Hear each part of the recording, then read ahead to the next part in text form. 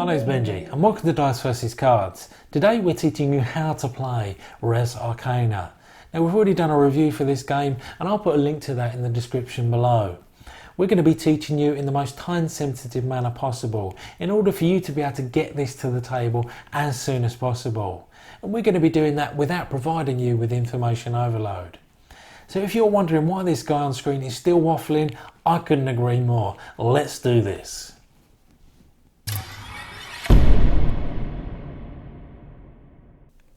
So the object of the game is to be the player with the most points when the end game condition is met. That being the end of a round where at least one player has scored at least 10 victory points. And to set up the introductory game, there are 4 mages with numbers in the bottom right hand corner. And what the game suggests you do is find the corresponding 3 artifacts with the same number in the bottom right hand corner, because that will be your opening hand. You'll then be randomly dealt 5 more artifact cards from the box to make a total of 8 artifact cards form your overall deck.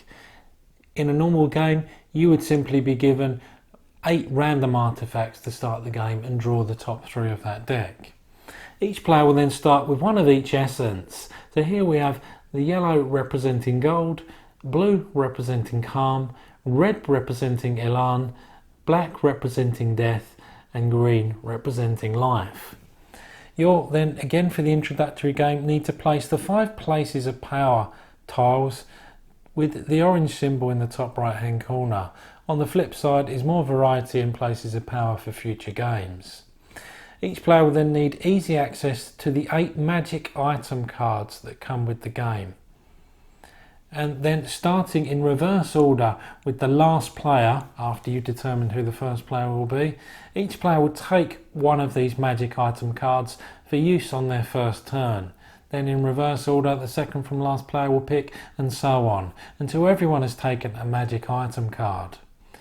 You'll also need to shuffle the monument cards into a deck and draw the top 2 for easy access for everyone. So each round is broken down into 3 phases. The first is where all players will simultaneously collect essences, and you do this in 2 different ways. The first is where you use collect abilities, shown by this symbol with a hand picking up some coins. So in this example, player 1's Duelist Mage allows them to collect 1 Elan essence, and the magic item they picked for this turn allows them to collect 1 death and 1 life essence from the supply. Secondly, as the game goes on, you'll have certain components that will allow you to place essences on them. So then on future turns, at the start of your round, you can take those essences from a card or from a component. However, when you decide to take essences from a card, you have to take all of them. You can't pick and choose which ones you take. We then move to the action phase, and this is where, starting with the first player, you'll take actions and then pass to the player to your left. So the list of actions you can take are as follows. You can place an artifact, and you can only choose artifacts from your hand at any given time, but obviously you're going to be drawing further artifacts from your deck as you play through. So to place an artifact, you'll need to refer to the casting cost in the top left hand corner of the card.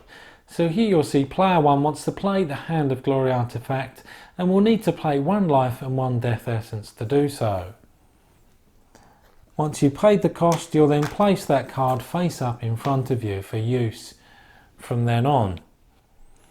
You can claim a monument or a place of power, and you do that similarly as to playing an artifact, because you'll need to refer to the casting cost in the top left hand corner. All place of power cards tend to have a mixture of essences required, but all monuments will have the same 4 gold casting cost. So when choosing a monument, you can either pick the 2 face-up monuments that are available at all times, or roll the dice effectively and draw the top card from the monument deck and buy that instead.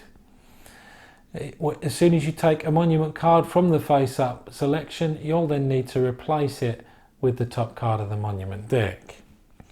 You can discard a card for either 1 gold or 2 of any other essence. You can use a power, and this is where these formula-like rows of symbols that can be found on all components can be used, as long as they're face up in front of you. So a couple of examples of these symbols I'll go through now, but there is a helpful player reference card for each player to help decipher these. So the Duelist Mage allows us here to tap or exhaust this card by turning it sideways and spending one death essence, denoted by that little X that can be found in the bottom left of the symbol, to gain one gold essence and place it on this card. So you'll remember earlier we said that in the first phase we can collect essences from the cards, and this is the first example you've now seen that would allow you to do that. The Hand of Glory has a similar tap or exhaust effect, and except in this example, once you tap this card, it will allow you to take 2 death essences, and also all rivals or opponents will also gain 1 death essence. So although you're gaining more than them, you're still helping their cause as well. There are a number of different other powers. Some reference having dragons or creatures that are artifacts that you'll uncover and draw throughout the game, and also some that give loss of life to others. So in that example, anytime a card says that a certain rival or opponent will lose life, or all rivals will lose life, they'll need to take that number of life essences from their supply and place it back in the pool. And if they're unable to do that, for every life that they would have need to have taken, they'll need to sacrifice or discard 2 essences of their choice and place them back in the supply. However, there are also a number of other cards or components that you can use to ignore that. So certain powers will allow you to react to loss of life by tapping that card, exhausting that card, or by other means. But again, this is such an exhaustive list, you'll just have to reference the player reference for all of these symbols to enable you to play through the game. The final action you can take is to pass. So you have to take an action on each of your turns, and if you can no longer, you'll take this token that is held normally by the first player at all times. But as soon as you pass, you'll take that and flip it pass side up. You could choose to optionally pass, you might still have remaining actions, but because it's worth a point, and we'll get to why that's important, you may decide to pass prematurely. So the process you follow when you do pass is, if you're the first player, as I've explained, you take this token, you then swap your magic item for one that's in the display. So here player 1's going to take the divination magic item for their next turn. But for the meantime, they're going to flip that face down so the passed side is face up. And finally, to end your turn, you'll draw 1 card and place it in your hand. So you'll skip any remaining actions you may have. You'll still be able to gain essences, let's say for example from opponents playing Hand of Glory cards that will give you essences, but you'll no longer be able to take life loss from other cards. So play for the remaining players is going to continue, with them each taking actions until they either choose to or are forced to pass themselves, and they carry out the process for passing as I've just explained until all players have passed.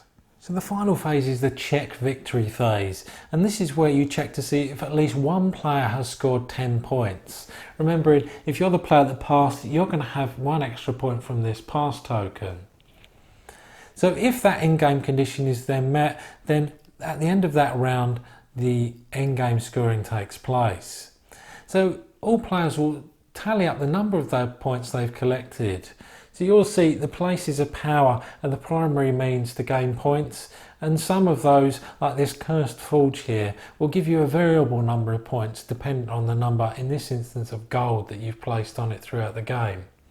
All monuments will contribute a certain number of points, and certain dragons and creatures that you'll have played as artifacts throughout the game will also be worth points. Remembering that pass token is worth 1 and could be the tipping point from getting you from 9 to 10 points, for example. So the player with the most points is then the winner. In the event of a tie, tiebreakers are broken by counting up the number of essences you have and counting gold as 2 essences, and the player with the most essence is then the winner of the tiebreaker. So that's how this game plays. Now it's up to you to get it to the table.